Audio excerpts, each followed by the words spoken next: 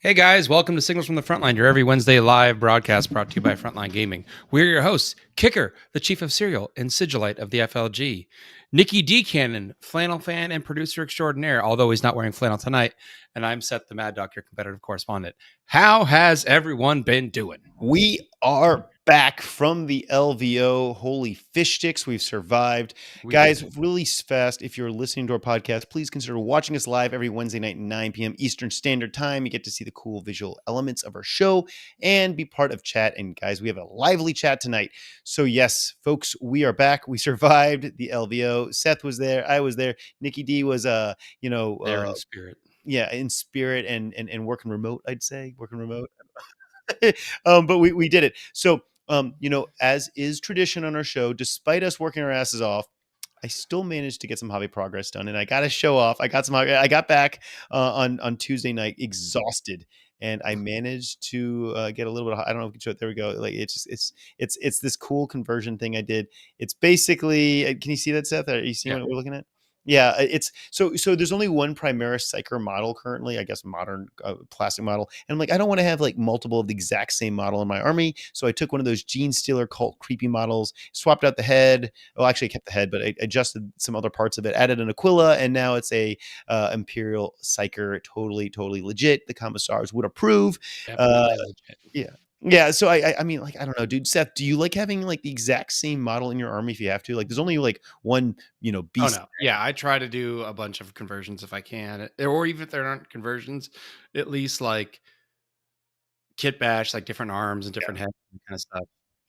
Yeah. In guard, like there's just so many infantry, and I don't know. I really try to mix it up as much as I can. So I did get some hobby progress in. The other side of the hobby progress was sleeping. I got back on Monday. I have been napping. I know some people are wanting updates on random emails and whatnot, but bear with us. Most of the Frontline Gaming, actually, everyone but one employee was working full stop around the clock at LVO, and we're all just trying to catch up on rest. I believe tomorrow, Thursday, everything is back to normal operations for the company. So bear with us. So Seth, what was your hobby progress?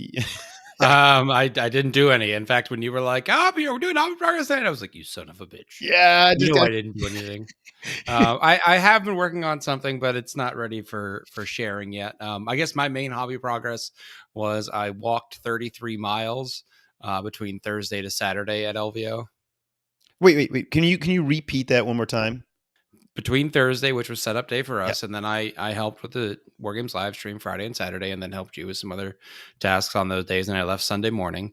So between when I started working Thursday and when I went to bed Saturday, I walked 33 miles. That is insane, guys. Can we get a mega chat to buy this guy some shoes, because I'm sure sneakers are worn out. I too took some time when I got back to just rest. How are your calves feeling? Are you feeling? They were quite sore. But now I have 2 years worth of data, because you can go back in your phone and see like where were you last year kind of thing. Yeah. Definitely the Thursday is the most walking for me. So, I gotta make sure I'm ready for that to hit the ground running, so to speak. And then there's still a lot. There was I think it was 15 miles Thursday, then 10 miles on Saturday or Friday. So Seth, you remember you, myself, and I believe Kelsey were in the exhibitor hall. I think Saturday at one point. We were all busting out our little watches. Oh yeah. What is our step We were count? all looking at our phones for our step count. It was insane. I definitely hit my personal record. Dean Pritchard in chat said as part of the volunteer army, he hit 20 miles. 20 miles. Yeah, dude, Dean was hustling back and forth. Yeah. I definitely broke my step count, at least for the I think at one point your watch said you need to take a rest. Yeah, my watch legitimately said extreme exhaustion imminent, seek rest immediately. I'm like, okay. Okay, I guess I need to. Yeah, so I had you do have to respect the amount of physical exertion these events take. So yeah. Anyway, Kicker, Before we get into the LVO itself, there were some reveals at LVO. Why don't we get Yeah, into it? so as you guys may or may not know, the LVO is always hosting a massive GW preview. Some years it's bigger, some years it's not so big. I'd like to think this year was pretty solid. I was very I excited was excited. personally. We got Kill Team, we got 40K, we got Age of Sigmar. Let's start off with Kill Team. They got this new box set, the Nightmare, which wait, before we get into this, we got to The tell people that, Nightmare, not the Nightmare. oh, whatever, whatever it is, the Nightmare, whatever. It's a new Kill Team The box. Nightmare. Before we talk about this Kill Team box, we should tell people that if you were in attendance at the preview in LVO, Seth, what did people get? Oh, well, we have Super John chat. McCardle in from Super Chat. Thanks to the FLG team, even better than last year. And great meeting everyone, including Seth and Kelsey. Hope everyone is getting some rest. Can't wait for next year. I actually got to hang out with John a fair bit on Thursday because he was getting ready to do the kind of pre-event stream with Joe. And then he was kind of popping around and hanging out and having a good time. So it was good to finally put a face to a name. But thank you, John. Appreciate that. Seth, do you mind telling people what they got as they entered the GW preview? Yes, This was they special. got This their has never been tarot done. read. Yes. Now, You get I the- learned something interesting about the tarot cards. So that we handed out tarot cards and you got your tarot read. And I had gotten one, I think, when I did. I got one when I did the narrative, the grand narrative. And then I was happened to be standing as we were letting people in, getting cards with Mike Brandt, and Mike Brandt explained that if you are able to collect all the tarot cards with, I think there's 12, you have to bring them to a GW employee at an event, and you get a special award. Oh, So- geez, I didn't know that was like a secret award. And you get them. You can get them by going to these types of these reveals and these events and that kind of stuff. But also, if you buy, I think it was like $200, maybe $250 of product at the event store, you'll get one. Mhm. So I saw some people running around collecting them, and they had like 9. I don't know if anyone got the full Pokemon, 12. gotta get So them all. I don't know if anyone's found out what the thing is that Mike said you would get if you found the GW. But it was a pretty cool thing, you know. Yeah. The guys at GW told me about a week before the event, hey, we're gonna do this really sweet thing as people enter the GW preview at LVO. We're gonna have their fate read, and that was, you know, basically got a tarot card. The tarot cards, I had not seen them in person, but they had hyped them up a lot, and guess what? They lived up to the hype. Very good quality. Cool I got the Tree of Life, so woohoo! I don't know if that's good. Yo, you didn't barter for a different card? Because I definitely saw people bartering for other cards. No, I legitimately want the Tree of Life. I don't know. I'm all into nature and shit. So yeah. Wood elf player. Soon to be. It's soon to be. No, it was a really cool thing. And so we did then have the preview. So we had this Kill Team set with the brand new Mandrakes revealed. They'll be going up against the Night Lords. Seth, Mandrakes, are they needed? I mean, their sculpts are old, and they're old fine cast sculpts, and they have like the fine cast sculpts have like a floppy sword. They're just always end up getting busted. So definitely more dynamic poses with a nice plastic kit is always welcome. Yeah. And then we also did get some Warcry, which is, you know, Kill Team equivalent, I guess. We got Pyre and Blood. Night Haunt versus Lumineth. I think they look pretty cool. I you know, I'm not a huge fan of it, but you know, Seth, what did it mean anything to you? Or you liking it? I like the Night Haunt models because they were showing them and they were explaining that they were fire themed. Yeah. And I got to give the events team from GW credit here because we were all in the hall and watched the preview. And the preview video for us was about 20 minutes versus online was closer to more like an hour to an hour and a half. So we had an abbreviated video. We still got to see everything. We just got less talk in between segments. And frankly, as someone who hadn't had dinner at that point, I very much appreciated the abbreviated video. But I was honestly impressed that they had 2 different videos, one for us there and one for everyone at home an hour later. So that was pretty cool. Yeah, they really do try to make the LVO preview something special. You got to be there for it. And it was always fun because the crowd was in there. And I guess we should also say that the announcement of Blood Throne, well, I guess the trailer of Blood Throne, the new Kickstarter game by Frontline Gaming, that did kick off the whole preview thing. And also, I guess we should talk. I know I'm just intercepting things here, but with the whole ITC handover, that's a whole other episode. That's another episode.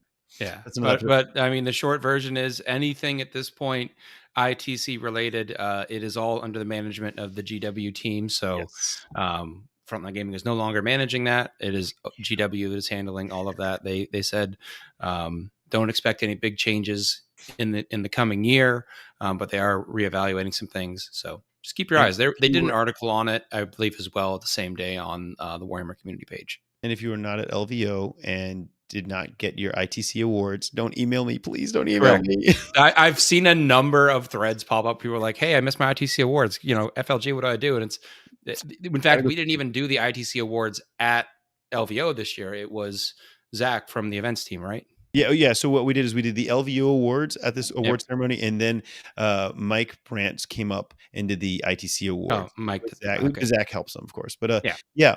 So that is and they were beautiful awards. I was They looked great. I saw a bunch of them, All not right. in person because I was on a plane, but I saw pictures of them. Now we have to talk about what's the most important thing about the entire LVO, at least to me personally. Really? It is To you personally, this is the most important thing that happened at LVO? hands down The the man most whose important job it thing. is to run events? Yeah, I mean, no. Screw that. This just made me so damn happy. This was released at the preview. CROUT are coming in force. They are my favorite, I guess, species or race. I don't know what the right term is here. They're my favorite thing from 40K. And the fact is that they're getting an entire box to themselves. I mean, I'm getting goosebumps just talking about it. It just made me so excited to see this stuff. This is just, I don't know. For some reason, I always wanted more CROUT, and apparently I'm not alone because there's a lot of people very excited about this new CROUT set. Seth, were you actually do play Tau? I don't even play Tau. I don't know anything about Tau, but I like CROUT. Seth, as a Tau player, yay or nay? Oh, I'm definitely excited for him. I Right. like CROUT. I like painting organics in general, and they have a lot of organic, quills and beaks and muscly arms and stuff. So I think they're going to be fun to paint. And then CROUT always, at least one or two CROUT units always end up being pretty tactical and worth it in the Tau Codex. So I'm excited to see that. They've added some new kind of rampagers. They've added a new character. They've refreshed the main. Well, no, they've always had a shaper. Okay, well they Now added they have like a war chanter or something like that. I forget what they called him. But and Seth, this is not all, right? They've made it very clear. They did say there is more coming. So I'm very excited. I'm going to go deep, guys. As soon as this CROUT box set is released, this is all I'm playing, at least for a little while. Yes, I'm putting the guard aside to play CROUT. Seth, I'm trying to convince some guys that he's got to convert some of the Tau units to be CROUT units. I will be calling in the middle of the night. Like, does this look right? Does this battle suit with this CROUT look right? He will actually be calling me in the middle of the night. In fact, I think recently my wife made a comment that if I get a call, it's either my day job or kicker. That's it. Those are the only two people that call me. Very true. Anyway. All right, guys. Age of Sigmar got another book, the Dawnbringers book, volume 4. This is some other stuff. I'm just gonna Seer for Daughters of Cain. There we go. Yeah, the model looked kind of creepy to me. I'm sorry. It just made me think of the what was it? Daughters of Cain are kind of creepy. Yeah. Okay. There we go. Yeah, it was kind of making me think of like the Ring or something here. Yeah. Cool. Another mini. Nothing too crazy. This has just been a series of supplements that. It's similar to their arcs of our arcs of Omen of 9th edition. Yeah.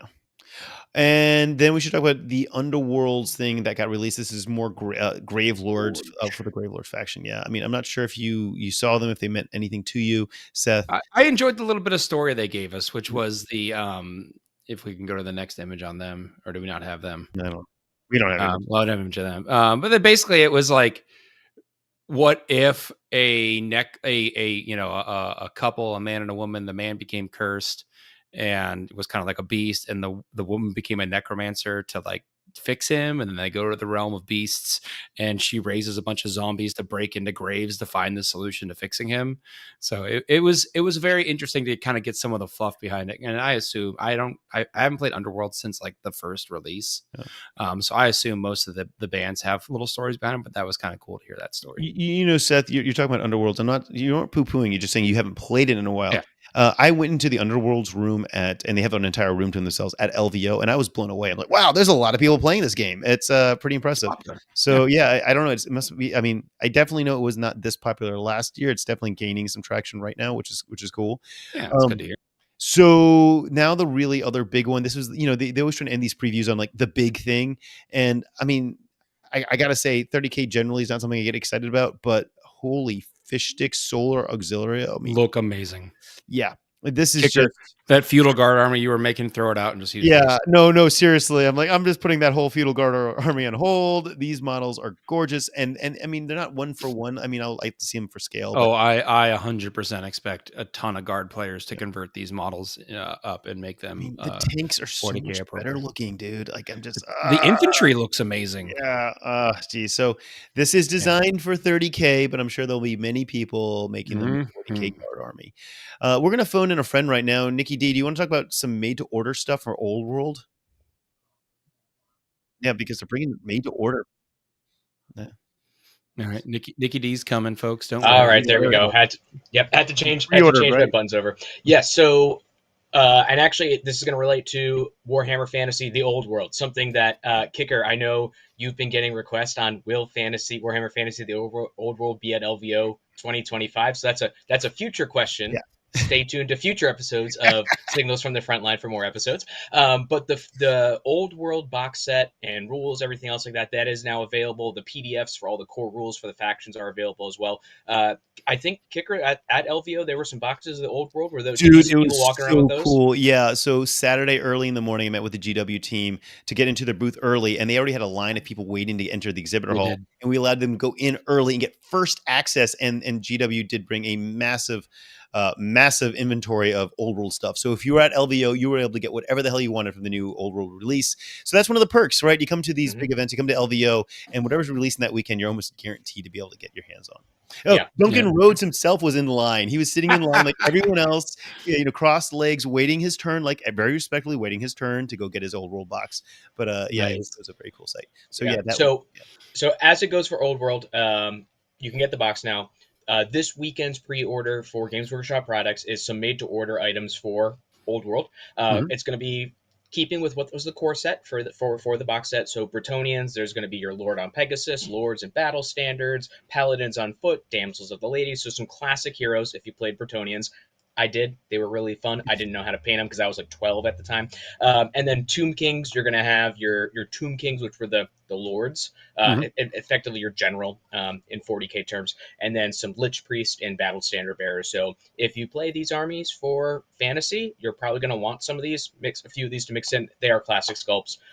So that's your that is your pre-order for this upcoming weekend. But yeah, that's it. So Kicker, Seth, I'll hand it back to you guys. Thanks, guys. Yeah, thanks, Nicky D. Yeah, it's always interesting to see a new game system, how it's going to go on launch. And I was looking right before our show. It looks like most of the Old World stuff is already sold out.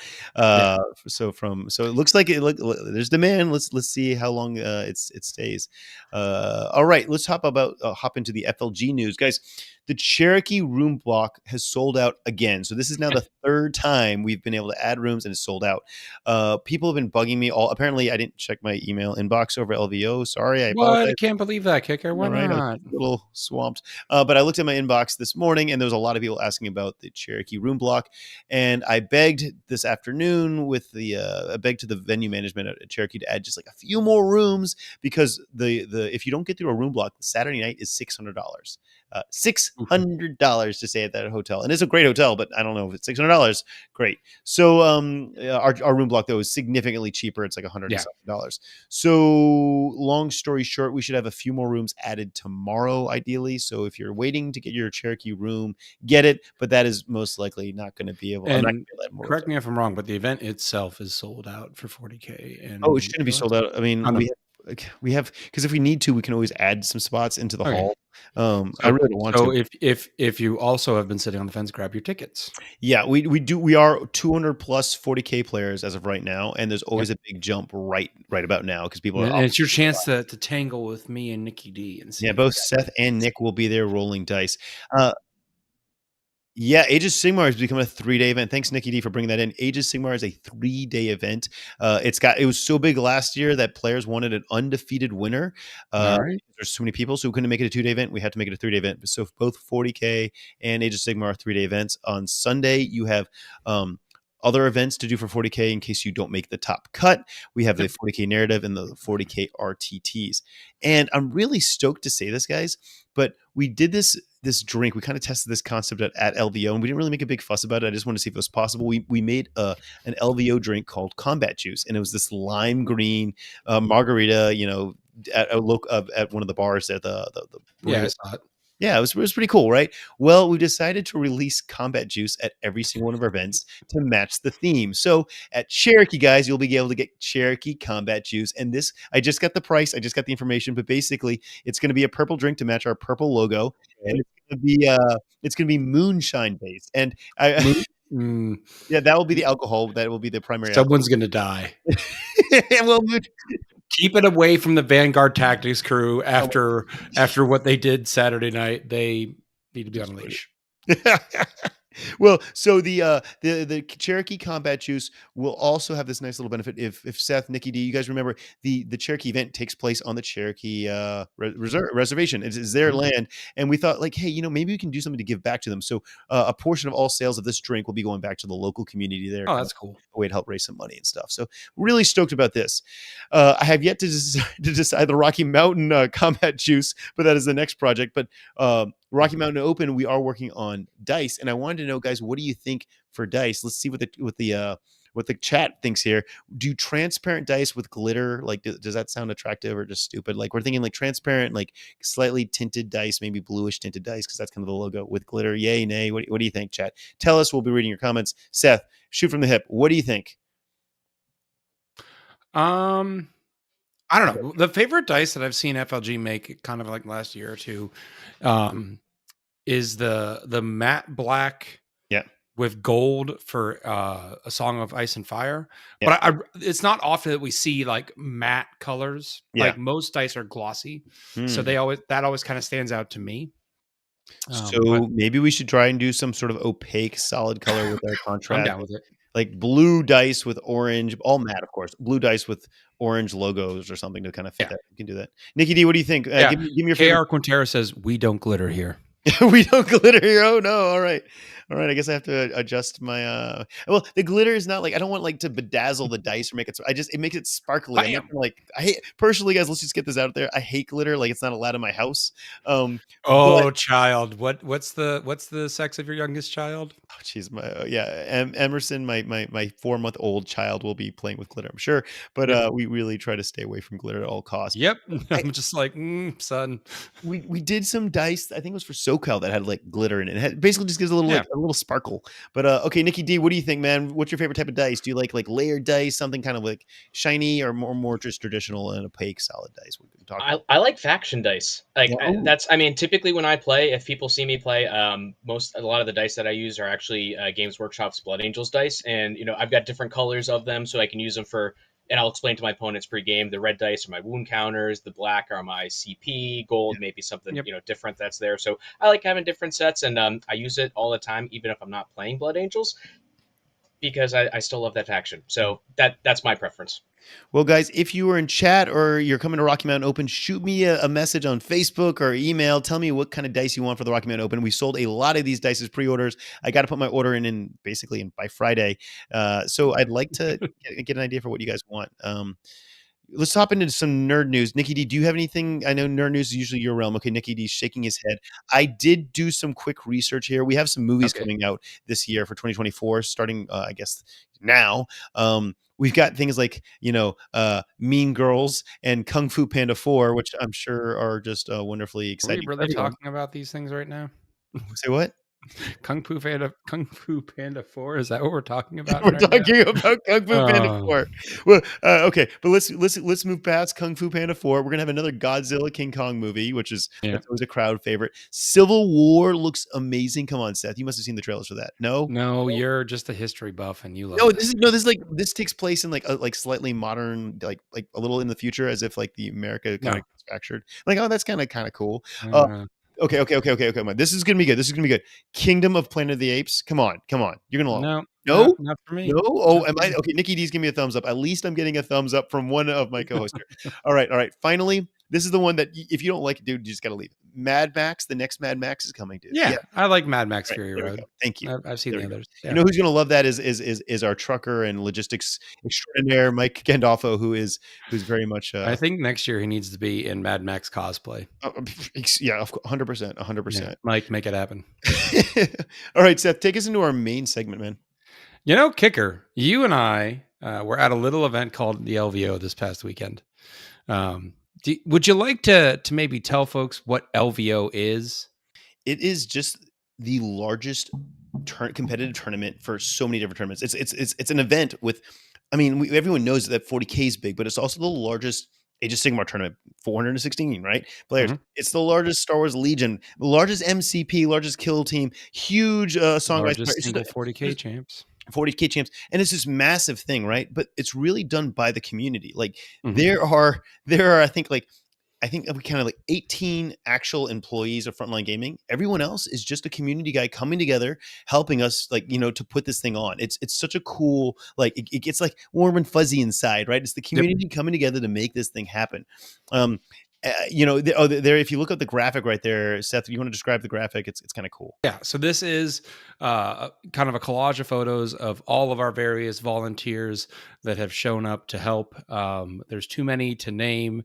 Yeah, There's literally an army of them, but we really 100 do plus, appreciate every single one of you who came out and helped us, because there is absolutely no way that we can get this done without you. I mean, Kicker, that the 40K hall, the pavilion, which was 40K champs, narrative, and friendly, was basically had all of the tables with terrain, mats, and numbers set up by, I was looking, by about 11 o'clock. Yeah, in the morning. It was There amazing. were close to, you probably know exactly somewhere, but it was probably close to 700 tables in that room. Oh, yeah. Because of the narrative and the friendly. I mean, it Yeah. was insane, absolutely insane. You know, we always say it, like, we can't do this without you guys, but it's not just like the judges, right? Because obviously most of the judges are just volunteers. They're community leaders stepping up who want to run a large event. But like like you use the word army, Seth. It was an army of people helping set up. I mean, we need like 50 tables over in the MCP hall real fast, and suddenly 50 people show up and each person takes one table, and all of a sudden those tables are set up. It was such a cool, like, It thing was to see. fantastic to see everyone working together and getting everything done. Pretty dang awesome. I do want to give just a scale. I think, and correct me again, you know these numbers better than I do. Right. I think total attendance, like in terms of, like, you know, the wristband to get in, Yep. it was a little over 5,000. Yeah, we were right under 6,000 for total attendance. We did have quite a bit of attrition in terms of people that had bought tickets that did not show, which is probably a good thing, because the lines, I didn't really want the lines getting any longer. We had a lot of people locally that showed up day of just to go spectate. This was the largest exhibitor hall we've ever had. You know, we also had the marketplace, so we have the exhibitor ballroom, I guess, but then we also had a corridor that was lined with stuff. So anyway, we had a lot of spectators just to come in and watch and see this stuff. I mean, it's so epic just to roam those halls.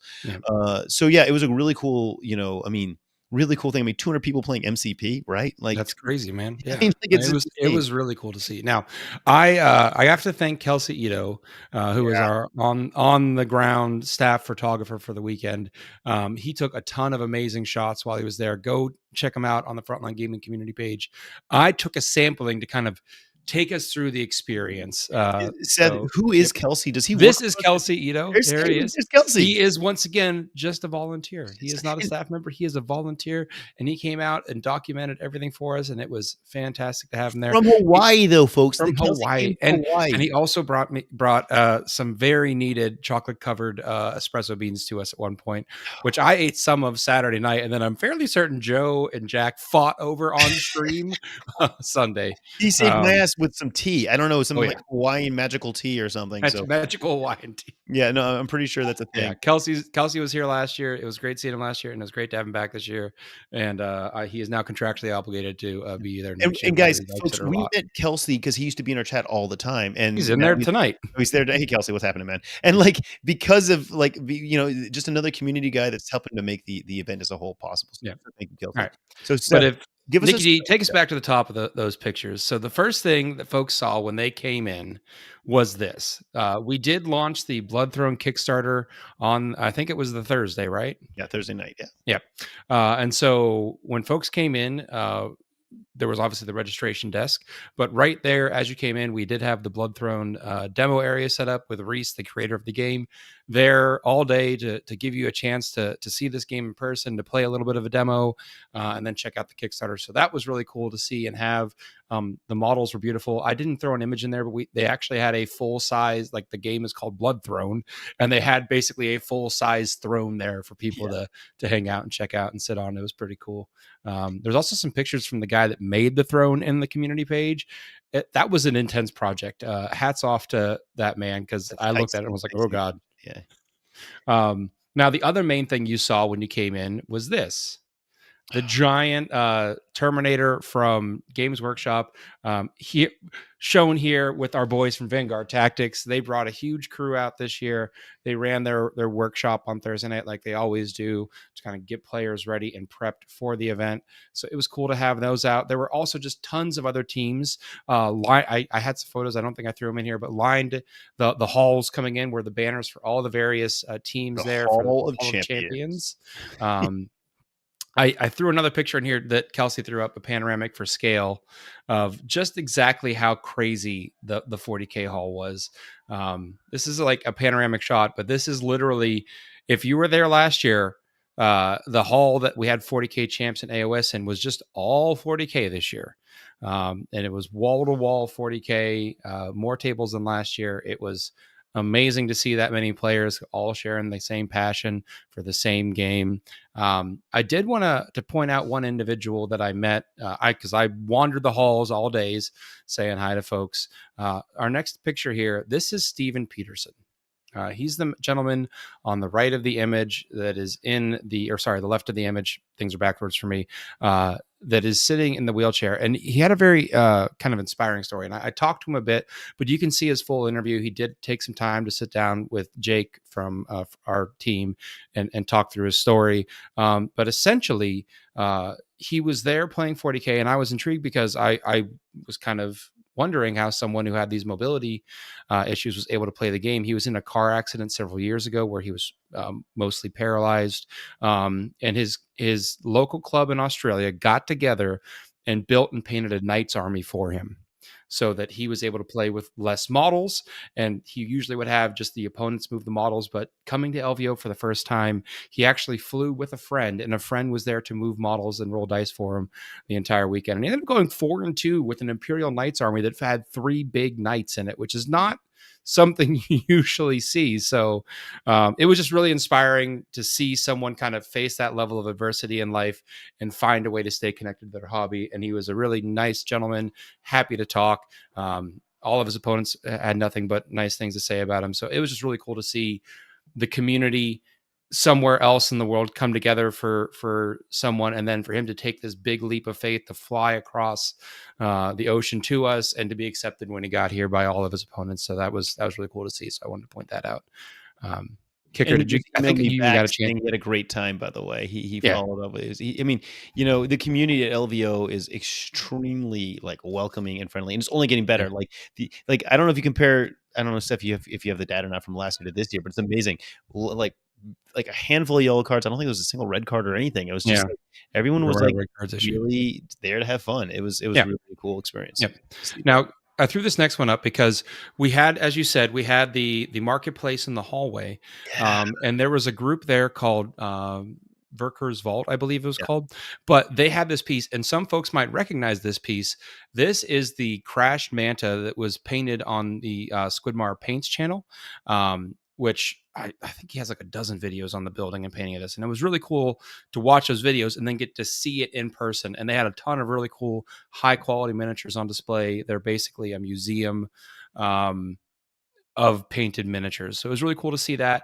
And that was definitely kind of the piece that like caught your eye as you walk by, because you're like, I know where that's from. Yeah. And like, you go in and you see, and you're like, I remember all the little things they did to make this happen. And then you kind of look at all the other stuff. So that was cool. But there was also just tons of cool vendors along the hall and in the main hall. Kicker, did you pick up any stuff from the vendors while you were there? Yeah, I'm guilty. I came back with a very full suitcase. Nice. I'm a big fan of Artist Opus and Gamers Grass, and both of those Yeah. are companies from Europe, and they both brought quite a bit of quite a bit of product that I purchased. I really was excited. I mainly hit I got some stuff from Gamers Grass for my Necrons, but I mainly hit the Monument Hobbies booth and picked up some of their brushes and paints. Yeah. But I see a few folks in chat, maybe because you frequently talk about them, took the plunge on some Artist Opus pieces as well. Yeah. And it was cool that Byron, the guy that owns Artist Opus, he was there, and the Artist Opus does a lot of videos, painting. He did videos. paint judging too. Yeah, Didn't he? So he was helping some doing a little bit of paint judging there. He was doing a lot of demos, showing people how to Yeah, he use was. brushes most efficiently. It was really cool to see that. Like, you get that firsthand experience. You're talking about that museum that has the miniatures, that cool Squigmar thing there, right? Check this out. I spoke to them during close up. They're coming back next year, and we're giving them as much space as they want, because it was such a cool attraction that we're going to just let them go to town. Let them. Yeah. So they were last minute sign up this year. Next Yeah. year, we're planning to really have that on display, because so many cool. people enjoyed seeing those paint. Kelsey mentioned in chat that one of his friends had to buy a suitcase while they were there to fit their stuff to fly back. Yeah. I knew that was going to be a problem, so I limited myself this year, but it was definitely a risk. I gotta tell you, my friends at GW gave me a Bane blade, and that takes up a lot of space, but I'm very excited. Yeah, we had the GW booth there. We had Monument Hobbies. Catalyst Army Painter was there. Army Painter helped me get out there. AK the guys that do all the grind. AK Studios was there. Artist Opus was there. Gamers Grass, Baron of Dice, the FLG secondhand shop, Squad Marks was there. There was just tons and tons of vendors. It was really cool to see. Duncan Rhodes and Duncan Rhodes had a booth out there, and they were also doing paint demos. So that was really, and a lot of these vendors were actually able to contribute prizes to give away on the War Games live stream. And I actually specifically remember when we gave away the Artist Opus brushes, Joe was like, "These brushes are really cool. I like them." And so I went back to the booth because I was returning the product, because we were just showing it on camera, and the owner of Artist Opus was like, "Joe, like the brushes?" I was like, "Yeah." I was like, "He can have them." Yeah. So and Joe was like, "These are mine." Yeah. They disappeared real quick. They are. I mean, they are Titans. Yeah, Titans Terrain was there. Thanks, Kelsey. Got to see Adrian. That was cool. But outside the vendor hall, right in front of it, we had our cosplay screen, and this was the first year that we had a full-fledged cosplay contest, right, Kicker? Yeah, I mean, it was really cool. We'd had people come in cosplay previously, but this year we decided to really lean into it and have an actual contest, with the winner getting one of the famed Hobby Goblins props. It was, I believe, a bolter that they got, a bolt gun, which was pretty. And we had a number of folks show up and participate. We had there was a rare Space Marine sighting. I know, crazy, right? Space Marine sighting. Yeah, there we go. Look at that. Yeah. Oh, so cool. And then probably my favorite, because I was definitely not expecting this, but it was a like a scavenger or a junker from Fallout. And he won, right, Seth? I think so. He should have, because it was a very detailed costume. I was taking some time to look at all the little trinkets on his backpack. You can see that kind of glowing blue thing is actually like a Nuka-Cola Quantum. So he had a lot of really unique props for the Fallout series in there. So that was really cool. Fun story. After the contest, that guy was all alone and completely passed out, and I had to go save his backpack was heavy. Yeah. And he didn't understand. I don't think he understood I think he was delirious or something. Yeah. He didn't want to take off his backpack. He wanted to keep his backpack on. I'm like, dude, you can't stand up. So I got two other guys, because I couldn't lift the backpack on my own, took it off of him. And then I insisted that he drink water, because the guy was like, I had to help get his arms out of it and everything. Yeah. It was awful. What a mess. He was committed to the cosplay, but it was committed to the cosplay. He was, maybe the literal head to toe trench coat with gas mask and like 100-pound backpack was a bit much. Yeah. But I mean, it was he won. He definitely won. No doubt in that. There was I'm sure folks have seen it. There was a woman dressed as a pot of Nuln Oil, and then of course we had to take a photo where she spilled. Did you see the Inquisitor? There was Inquisitors, there were assassins, there was a member of the Blood Pack there. Yeah, there was all kinds of cool. The Inquisitor played Kill Team in the Inquisitor outfit the entire time. Speaking of Kill Team, let's do it. Check out this board that was over on this was on the Professional Casual Network's table. Wow. They had some really awesome boards there. They had a great Squadcast. Squadcast did did Kill Team, Yeah, and they actually had Kicker. I bought a laser line from them, not that I needed another laser line, but because it was very bright green. Yes. Okay. Confession. I got one of from Dakota, the guy that runs it in SoCal, and that is like I never thought I was going to use one of those stupid laser pointer things, but yeah, It was extremely green, so I was like, I need that for my orcs. So Whenever good. I need line of sight, I need that. But they had some great tables going on over there. I also grabbed some photos here that Kelsey threw up of some of the kind of epic scale battles. This is not actually epic. This was when you mean epic, you don't mean the tiny version. no, like these are full size, 40K. Warlord Titans and Reaver Titans stomping around, and there's tons of them, and it's like those kind of things you just like. You never get to see them. They're amazing. I mean, Seth, that photo right there, those are full size 40K tanks. Those are Titans there. That is a full like Imperial fort wall. It is, and that's one of 4 tables. So the mega battle on Sunday is its own little spectacle. Like you don't need to see anything else. You can just go see that and you'd be happy. Yeah. Now, I did throw some photos on here of folks that really contributed, and I wanted to thank. This is the 40K judge team that covered that massive haul. We actually had a system this year. You talked about it online a bit, but there were QR codes at every table where you could scan and it would generate a text message, and you would just text them your number. And we actually had an individual that was kind of the dispatcher, and all the judges had radios, and he would say, "Hey, judge at table 142," and then someone would respond. If it was Jorge would be like, "Jorge's going to 142," and they managed that very well, which really helped them with the number of judges we had and the number of players we had be efficient. There was never really a long delay in people getting a judge. And we lost 3 judges last minute due to personal things. So despite being down judges, the new system, this new paging system, was so efficient that no one really noticed. It was still it worked very well.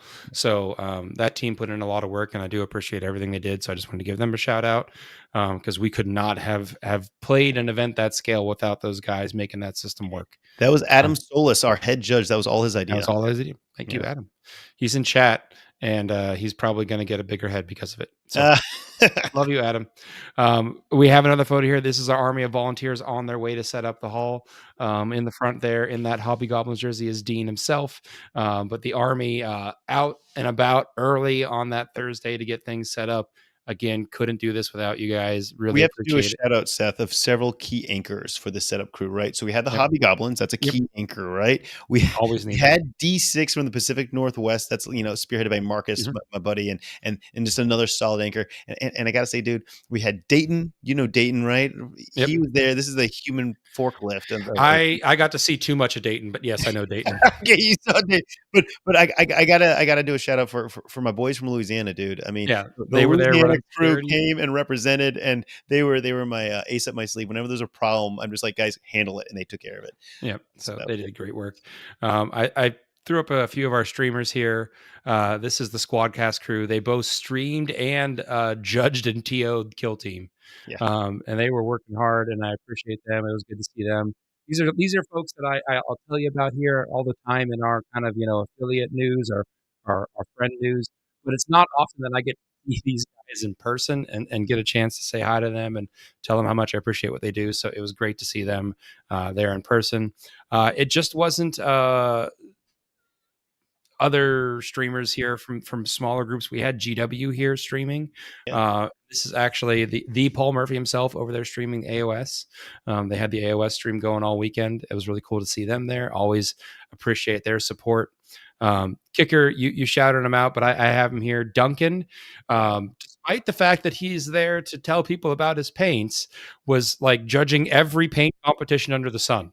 Yeah, Seth, let me explain that a little bit. What we did is we ended up having not 1, not 2, not 3, but 4 hobby showcases. So this was the top cut of various competitions, 4 different competitions, 40K, Age of Sigmar, I believe Conquest, and a Song of Ice and Fire. And each one of these had a showcase where like a top cut of paint, essentially. Yeah, and it was on our schedule so that people could go check that, kind of get see the best armies on a beautiful display, easy to take photos of. And Duncan was going to go in. Duncan went in there as a celebrity judge and helped the event judges kind of make that final call. So it was really cool. He was doing demos on one time, doing hobby showcases at the other time, and also just walking around and enjoying the event himself. He definitely had a lot. And buying Old World. And buying Old World, yeah. So shout out to his team. Really appreciate them. They come out to a lot of our events, so it's nice to again get the chance to see them and catch up. Of course, I have to shout out War Games Live. If you didn't watch it during the weekend, it was, of course, Joe, who works tirelessly to bring you the best possible stream he can every weekend. And then we had last year's winner of the LVO and last year's ITC champion, Jack Harpster, was his commentator for the weekend. So that gave you that good, gritty, tactical breakdown. And then I was the monkey that ran around and did all the player interviews and got your reports from other tables, which Jack appreciated because then he could stretch his legs, go to the bathroom, take a look at some of the games. So we kind of tag team that. It was great. I do, though, have to point out, Kicker, that Jack Harpster owes me a coffee. He owes you better. And I'm very disappointed in him, and I'm calling him out here because the first morning, Jack and I made a mistake on Friday morning. We did not get up early enough to hit the Starbucks line or the convention line because we had coffee in the convention food area to make it with coffee to the stream on time. So we definitely were feeling it Friday. So Saturday, I made sure that we got up early enough and we got us coffee. And Jack was like, "Can you grab me one?" And I was like, "Got you, man." And then Saturday afternoon, we were feeling it. Yeah. And he ran out to get a coffee and he didn't get me one. Ass. And I called him out on it and he's like, "Well, I owe you one." And then Sunday morning, no coffee. So I'm calling you out, Jack. The next time I see you, I want a coffee. I don't care what time it is. I want a coffee. Uber eats him some coffee right now, Jack. Right now. Yes, let's do that. Yeah. So, but it was a great stream. Really, really happy to be part of it. FLG did not have their own stream team this year, and Joe stepped up to that role to be the mainstream and to host all of the games. And that's a big deal because that meant Joe literally, including the game he streamed Thursday night, streamed 11 games between Thursday night and Sunday night. One guy. That is a lot of streaming. That is many hours on the mic, behind the computer. Could not do that without you. So I really appreciate you, Joe. And I really appreciate all the viewers in chat. He broke viewership records in terms of number of viewers at a single time. He broke the 20,000 subs mark. So it was really great to see all of that kind of come together for Joe kind of this year as the first year of him being the mainstream. So that was really exciting for him. Now we can get into some of our awards. Oh, wait. I got to give you a quick summary of my just quick perspective on a few things. Because there's a lot of things we added to the LVO this year. A lot of it was on the background to keep things organized. We had the fastest registration line we've ever had, which is huge. We've released several new things like the cosplay contest. We, of course, had the scavenger hunt, which we had last year, but we made it even better. We had the club pass thing, which was really, really popular this year. So Did you get a selfie with me in the scavenger hunt? I don't know. Someone definitely got. There was at least 2 people I remember getting selfies with me. You know what? One of the scavengers, they said it was on the scavenger hunt. Yeah, one of the scavenger hunt that was take a selfie with somebody that was part of the stream team or part of the staff. I can't remember. So yeah, that was probably twice. No, the scavenger hunt's fun, and they got these epic. I don't have them. They got these epic. Here we go. Boom! Look at these giant, massive dice. I don't know if you can see it. Oh yeah. It was a pretty sweet little award. Actually, okay. The other thing we did at the LVO is we really stepped up the swag game. Check this out. So for the international. Wait, what is that? Why was there a bubble thumbs up next to look your at head? this. I do this. I don't know what's going on here, but there's a bubble thumbs up hatting. This is technology. I don't know what's going on, Seth. Very confused. The technology. Okay, so I'm not going to make a thumbs up because it makes a weird cartoon animation thumbs up happen. Look, Seth, is it doing it for you? Nope. I guess you're not me. Just that is you. Weird. All right. So one of the things we had for all the international folks, and we had people coming in from New Zealand, Australia, all over Europe, Iceland. There was a cool guy from Switzerland that really was excited to be there. It was a big trip for him. He just never come to America to come play. And he was just, anyway, we got anyone that was from international overseas, including Canada, one of these really sweet luggage tags that says toy soldiers in transit. So I was like, how cool is that, right? So we made these luggage tags in-house for all of them. These nice little metal tags that, I don't know, you're traveling with your stuff, you should show it off. We also had magnets that were really popular. They were like the little free gift that we were giving out with people that pre-ordered. Oh, and dice bags. So we had a lot of really sweet stuff. And at LVO, this is where we officially launched off the achievement dice things right here. Yeah. Yep. We had the different awards for being losing every round but not quitting and having decent painters. So anyway, these really cool new dice that we're doing with the Baron of Dice. So anyway, we had all these new programs launched at LVO, and overall it was overwhelmingly positive. People were really, really excited to see these things all happen. Seth, now should we? Nicky Dee, I gotta ask you. before we go into the awards, you were observing the entire time. What was your thoughts as somebody watching the streams from home all weekend long? Anything of interest? Yeah, I mean, I really loved it. I was stuck at home when we were last on the show a couple weeks ago. We had talked about how I had a couple visits to the apothecary, but I was all healed and people would see me at LVO. And then 2 days before LVO, I called Kicker and said, "Hey, I've got COVID. I can't travel anymore." We were actually So- betting on Kicker being the one getting sick. No one had Nicky Dee getting sick on their bingo. No one expected. Yeah. So I was at home on my couch watching, the coverage and just kind of keeping track of everything. Really, from my standpoint, Joe and Jack did a phenomenal job. It was a lot of fun to really watch the coverage. Seth with the kind of in-game updates made for a great experience. That was there included. So even my wife got into, because I had YouTube up on my TV in my living room. So even my wife got into like sitting down and watching some of the games with me, which was really cool. And she was commenting on it where she knows sports. She knows I play 40K, but doesn't know the game in and outs. But it was really neat for me on Sunday night when she was talking about like, hey, this was actually kind of cool to watch these games and have people explaining what's happening, so even someone that's not a full expert of the game can understand what's going on. So for me, that was a really cool. I'm not going to push my limits and like try to get her to watch 40K with me every weekend, but I'll appreciate though that for the big When event it of happens, the weekend yeah. that I was able to do it. So I hope to be back. I hope to be there next year. Not ill, but I will be at Cherokee. Bearing any other future illnesses. You will be there. You will be there. I will be there. So I missed the FLG crew, missed everybody for the events there, but it was a great event. But let's Seth, let's get into what were the actual results. Well, before I do that, I have to thank one more individual, and that's Kicker.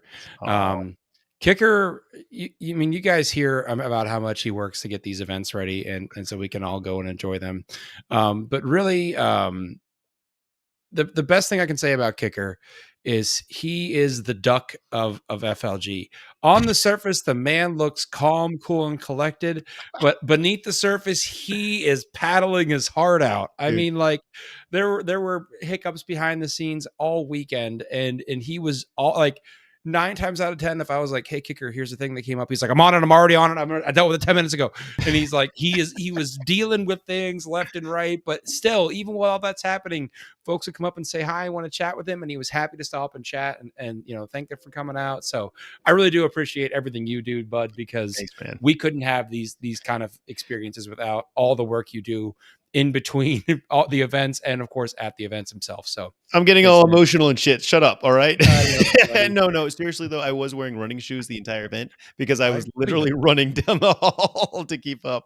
But no, thank you. So folks have been asking online, who won what, and we've got the awards here for you. Let's hit paint first. So number third place, number 3, we've seen him before. Kevin Grubbs with his Ultramarines were there. They did great.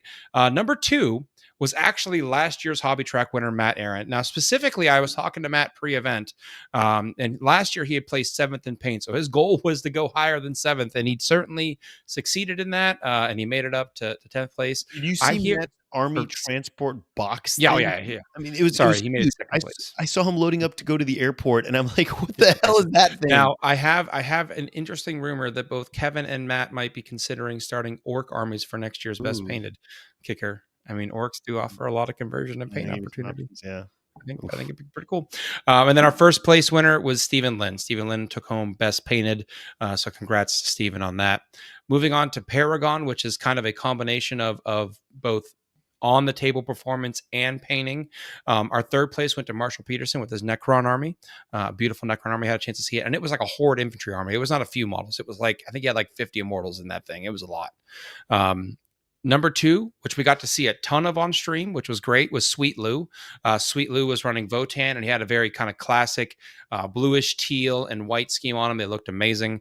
And then number 1, missing out on the top 16 cut because Sweet Lou swept the leg on him, but still managing to take a best overall was Sean Naden with his orcs. And Sean, he always goes for that. Like best general's nice, but Sean Naden wants to be. I do have to give him a little bit of hate here on air because when we presented him with his dice for making showcase for his paint on stream, they said, hey, be here 9 a.m. on Sunday so your army can be judged for final painting. He said, don't worry, I'll be here for top 8. So hubris may have caught up with Sean there, but he still managed to take best overall, which is pretty cool to see. Now for the big awards, the general. Third place was Samuel Pope, running a list that absolutely no one was expecting to see go towards the top 3 of LVO, which was Horde Tyranids. I personally went up to Sam at one point and cursed his name to his face because I told him, look, man, I already said on air that I want to start Tyranids this year, and you had to make a swarm army the best army, which means I got a lot of models to paint, Kicker, if I do that. So, but it looked great, and it really was. Everyone kind of said Tyranids were a lower tier power codex. He found a way to make it work, man. So congrats to Sam. He was from a group called Y'all Hammer, which I think I have to issue a formal apology to now on air, Kicker. Are you okay with that? Go with it. Go formal. I may have called them out on stream for not supporting Sam when he made to the top 16 cut, because top 16 cut is late night on Saturday. So most of the players that make the cut, their teammates are running around getting them dinner, making sure they've got food and water and all that, and watching them. We did keep the hall open so that you could watch them this year. Sam's team did show up, and then Sam said, go get dinner and come back, guys. And when I was there checking in on Sam, his team wasn't there, and it was mentioned to me, so I gave them crap on air for not backing their boy up, and it was because Sam told them to go away, so I did have to issue an apology. You guys were there, Sam had told you to leave. Second place, coming in with the army that most people did expect, the Meta Eldar list, piloted by Folger Piles, went undefeated up until the last round. So great showing for him. But our number one winner, the man here in the picture, whose his eyes look like that of a Necron. I love you, Matt, but I had to make that joke. Matt Laura from Vanguard Tactics, taking Hyper Crypt with a Monolith and 30 Immortals, which everyone was saying that Necrons are going to suck, Immortals are going to suck after the FAQ. He took it to first place. He ended up taking a draw in round 6, a 90-90 draw. You can see that game on stream. So he ended up going, 9-1?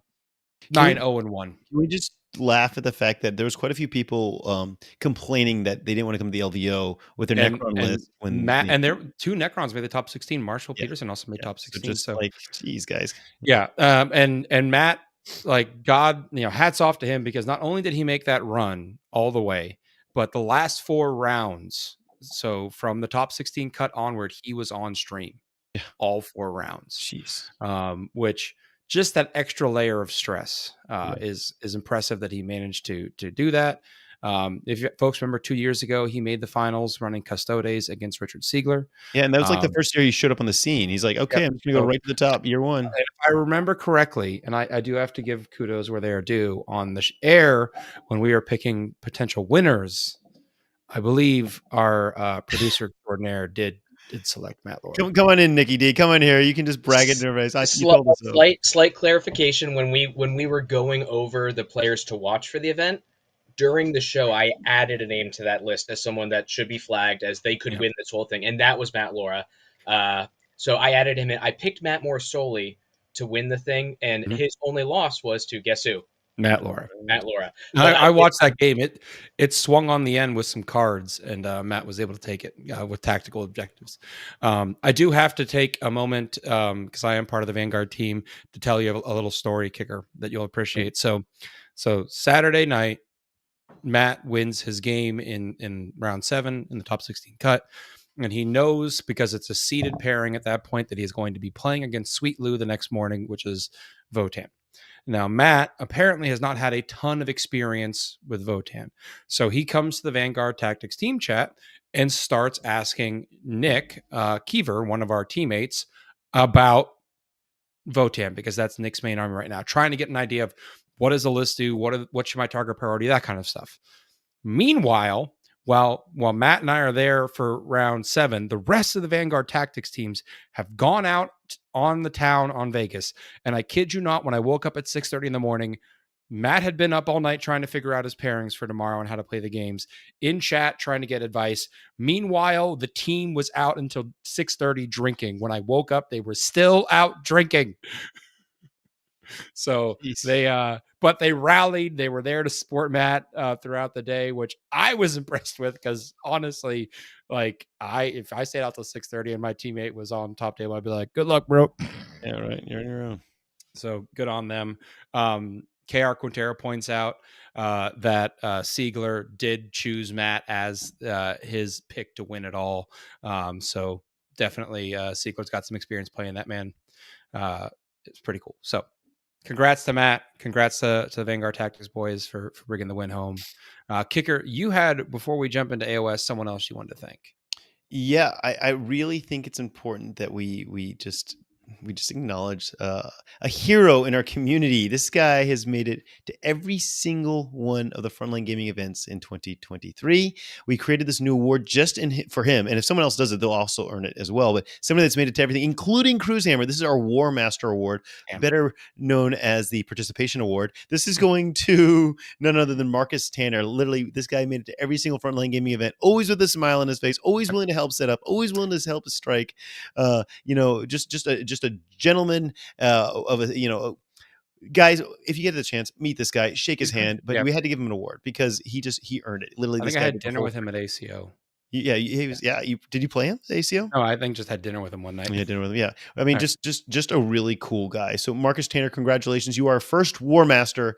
And let's see. Hey, is someone else going to top him now? But yes, anyway, this was a brand new award that we were very excited for him. Right. And funny thing is that this was definitely the most expensive glass trophy we ordered because we needed something really kind of cool to give to this guy. I mean, he did make such a commitment to our events this year. All right.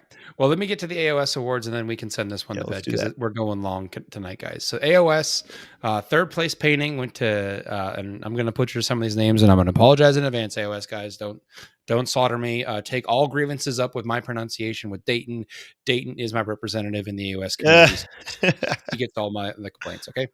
So third place painting, that went to Jessica Schmoller. Yeah. Yep. I got that right. Number 2 was Martin Orlando. And first place paint went to Andrew Johnson. They also gave away a Paragon Award. Again, a combination of paint and generalship. Third place trophy went to Thomas Ling. Second place, Nate Trentinelli. The Trentinellis from previous experience with the AOS rankings are always a competitive group. And then first place was Carson Whitlock. And then hopping over to Best General, despite going 3-0 day one, Dayton did not crack these top 3. Love you, brother. Third place went to Jeremy Vassir. Second place, Gavin Greigar, who was the repeat winner for the last 2 years of the ITC. And then first place was Jeremy Lefebvre. So congrats to all those guys. Congrats to all of the winners of all the various events at LVO. There are literally we could do an entire show just listing. We can't do that, but Seth, we should say at LVO we also really go over the top for the best in faction for both 40K and Age of Sigmar. We have really nice glass trophies for each one of those. So and the award ceremony is a little longer than normal, but it's definitely worth it. And these are big events. These are very big events. Well, Kicker, it's done. It's done. You can take a breath. You only have less than a month until Cherokee. And then Rocky Mountain right after that. It just doesn't stop. It doesn't stop. It literally doesn't stop, man. It does not. But no, honestly, after LVO, things are way easier and more relaxed for the entire company, especially myself.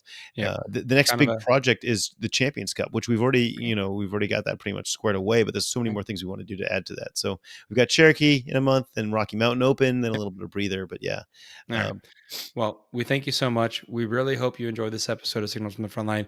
We really hope you enjoyed the LVO. It was a labor of love for all of us. Final thoughts for the night, everyone?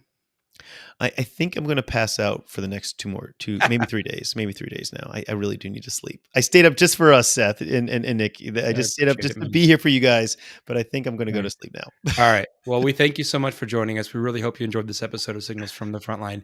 Have a great week, and we will see you next Wednesday. Good night.